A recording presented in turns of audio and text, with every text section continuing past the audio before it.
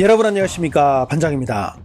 지금으로부터 10년 전인 지난 2014년 12월 상해에서 중국인이여 자신감을 가져라 라는 주제로 강연을 한 복단대학교 교수이자 중국연구원 원장을 맡고 있는 짱 웨이웨이는 대중들 앞에서 희망이 넘치는 중국의 청사진을 제시했습니다.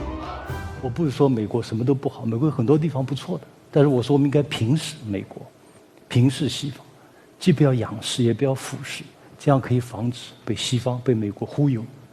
中国崛起到今天这个地步，还要被西方、被美国这么浅薄的话语忽悠的话，我们的后代将会诅咒我们。一手好牌，当时的好牌，怎么今天当时打成那个样子？我自己觉得中国的进步无疑是世界上最大，可以说是人类历史上没有见到过的。我们脱贫的人数占世界脱贫人数的80%。现在如果我们看经济总量，我讲超越美国，我们总量最保守的估计，我看到的10年之内，根据就是官方汇率计算的 GDP 应该超过美国了。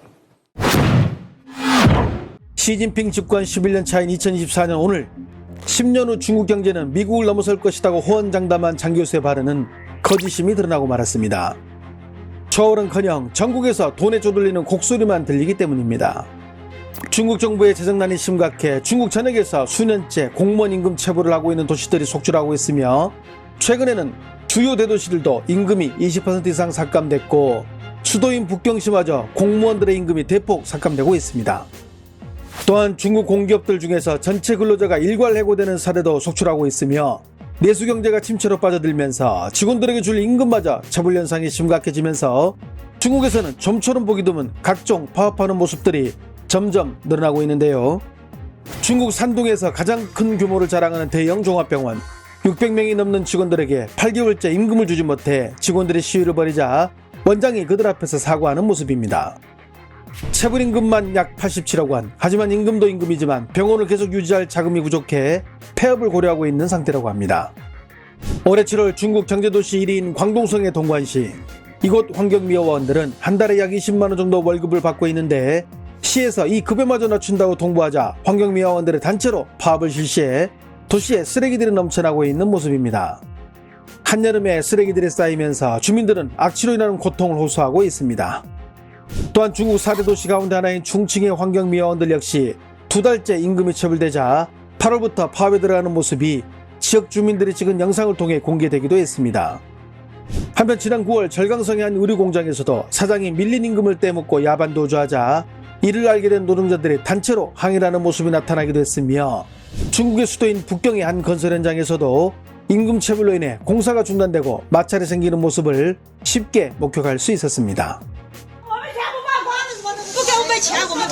这盒拿我看。别说不走了，干嘛呀？你那么着，倒解决不了这事儿，明白不明白啊？你让我干嘛？啊！我打你了！我叫你起来，别给我坐着，给我站着！打农民工，打农民工！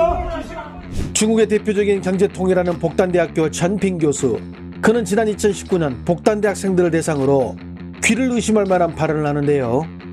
把中国的发展目标定为进入高收入社会，是西方的一个陷阱，是希望中国像他一样，然后就不干活了。所以讲那个高收入的优势是不存在的。而且照我的计算呢，我在中国，如果我一个月有2000块钱这个工资，美国还不到这个1000美元，我活得比在美国有3000美元还要舒服得多。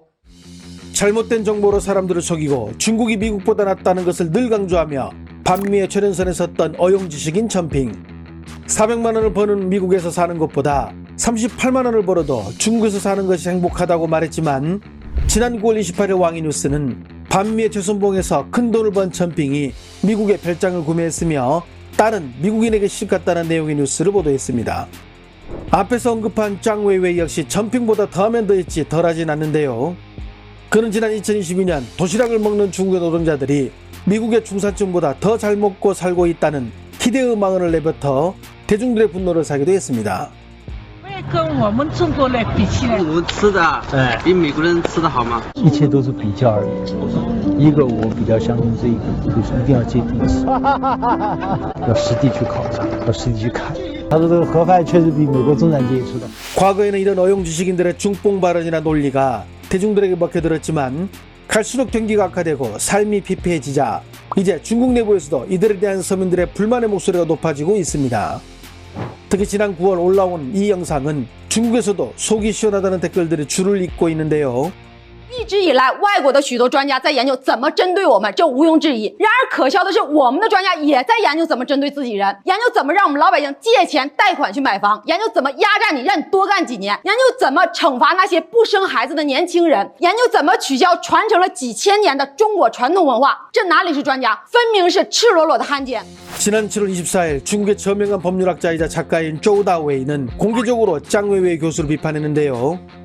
이들이 혹세무민하는 꼴을 보며 인내심의 한계가 온 것입니다.